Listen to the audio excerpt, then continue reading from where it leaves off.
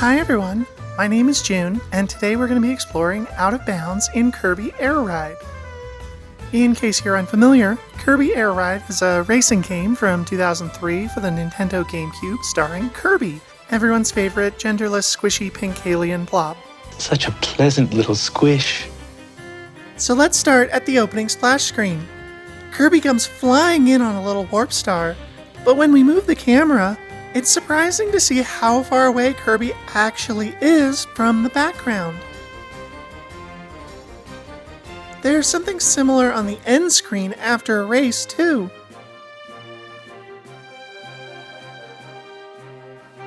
Then on the main menu, if we move the camera back just a little, we can see that a bunch of the other menu elements live just off screen until it's time for them to animate into the frame. And if we spin the camera around to look at the back of the menu, we can see there's a cute little hidden Kirby back here. Hi! Somehow, I totally missed out on Kirby Air Ride when I was younger, but I'd always heard good things about it.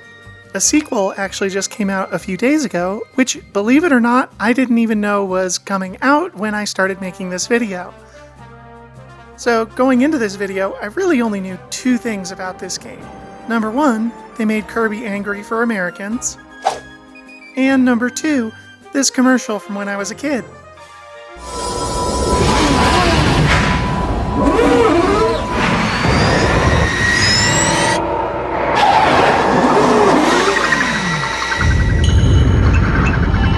Oh, looks like somebody's been feeding Kirby steroids.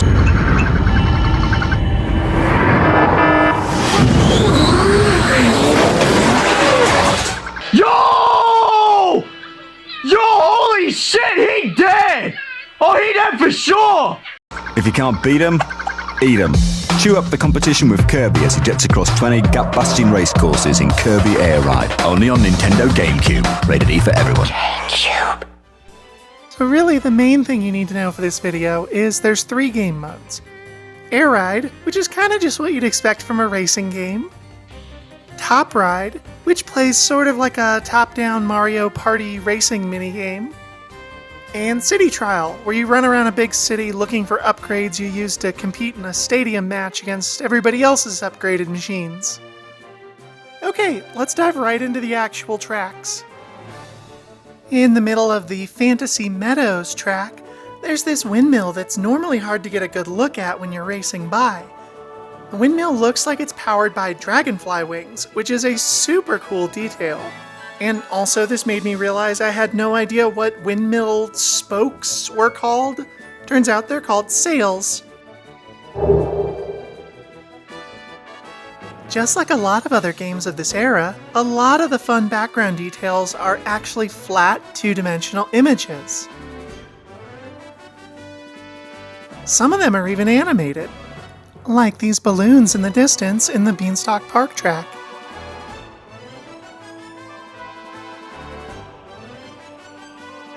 That's pretty neat.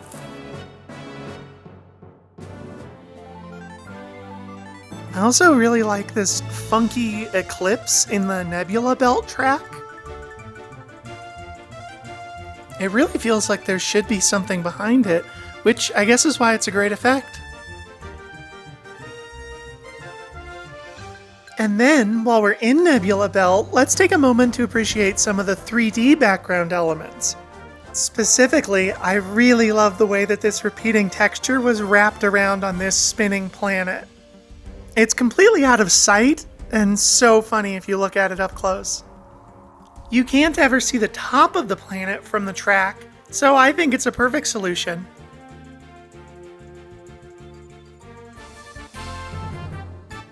Next up is Celestial Valley. There's a lot of neat things on this track. This cool fossil. This weird pissing mushroom on a floating tree stump. These even weirder UFO mushrooms. And then what the hell are these egg things? I let myself forget for a moment that Kirby deep down is a horror series.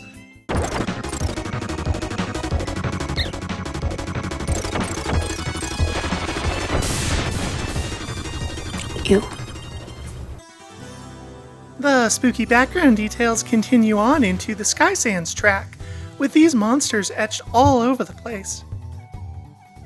And then it culminates in the Machine Passage track with these two titanic triocular terrors trapped in tandem tanks. And the way they're animated is just so good. If we view them from an angle, we can see there's just some black squares moving up and down in front of the eyes to make them blink.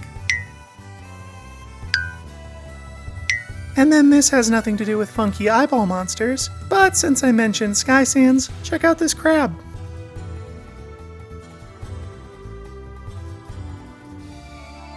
Frozen Hillside is another track with a bunch of fun stuff to see.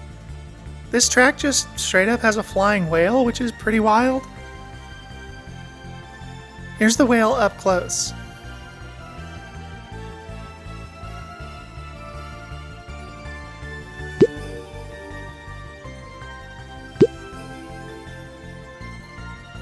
Near to the whale are all these spinning frozen chunks, right? Except, surprise, there's frozen fish inside.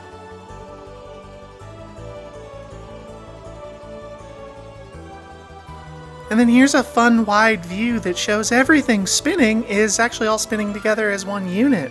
Shout out to the artists because you really can't notice that at all when you're on the actual track.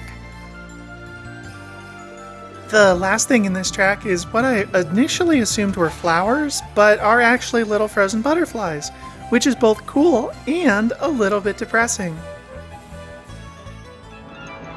In both Magma Flows and in City Trial, there's these dragons flying around the track.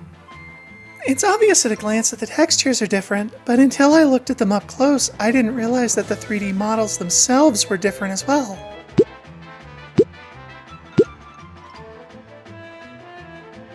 And then beyond that, the City Trial dragons sometimes randomly have this squish and stretch happening below the lava while they're loading in.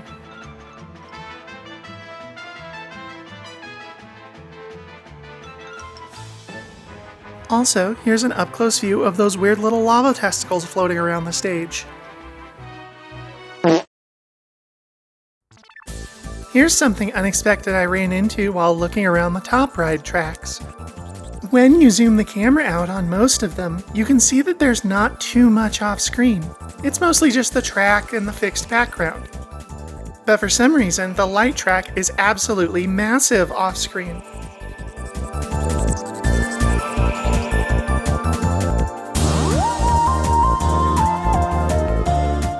There's even a ceiling to the skybox, which none of the other top ride tracks have.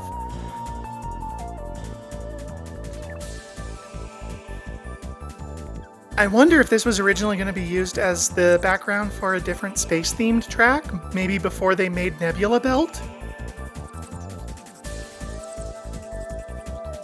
While we're looking at top ride tracks, let's take a moment to appreciate how absolutely hog wild they went with little details on this sand track.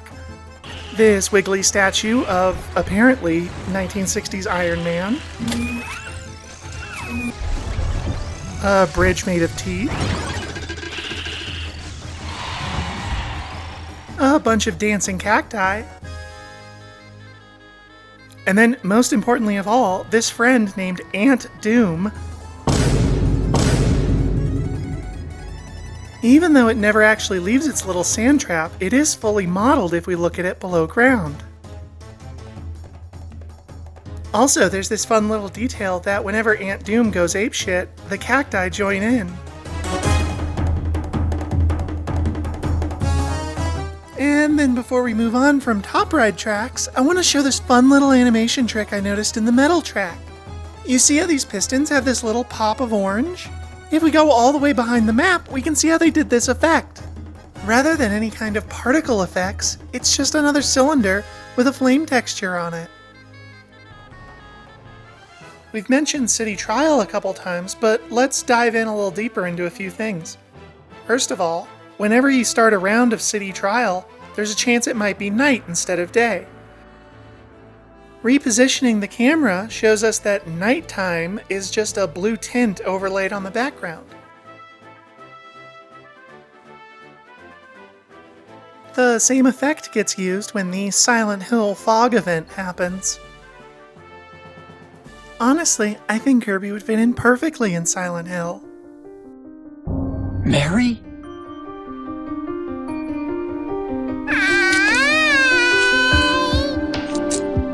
No, you're not. And then there's also these hidden flowers on top of the castle and the mountain next to the volcano. As far as I've been able to find, there's no big purpose for these other than decor. It kind of seems like some big mystery, and I'm definitely not here to solve that today, but I did find that the castle flower featured in a Japanese commercial for the game. Nintendo gamecube Kirby no Air Ride. So who knows, maybe it was an addition by the marketing department. Entirely unrelated, why'd they make the rocket star icon a magic wand? Anyways, the last thing we're going to look at for this video is the high jump stadium. Normally, these different textured layers show up as you fly up, so you don't have to wait for Kirby to fall all the way back down once you've reached the high point of your jump. According to the incredibly named Kirby wiki, The Wikirby, although the stadium stretches further, the height meter will roll over once it hits 9,999 feet or meters. But holy shit, does it ever stretch further. I'm not 100% sure of this estimate, but just trying to eyeball it, I'm pretty confident it goes well over 20,000 feet. The really interesting thing to me is that it goes well past any of the decorative elements on the actual high jump stage. I guess they just really wanted to make sure there'd be space if people figured out how to get up there. Okay, well that's all the time we have for this video. Let me know if there's any other GameCube games you want to see out of bounds, or just other games in general. Okay, I hope you have a good week. Bye! I don't know what the big deal is. TV's boring. It's all the same. This show about rainbows has been on all morning. If you can't beat 'em, eat 'em. If you can't beat 'em, eat 'em. If you can't beat 'em, eat 'em. If you can't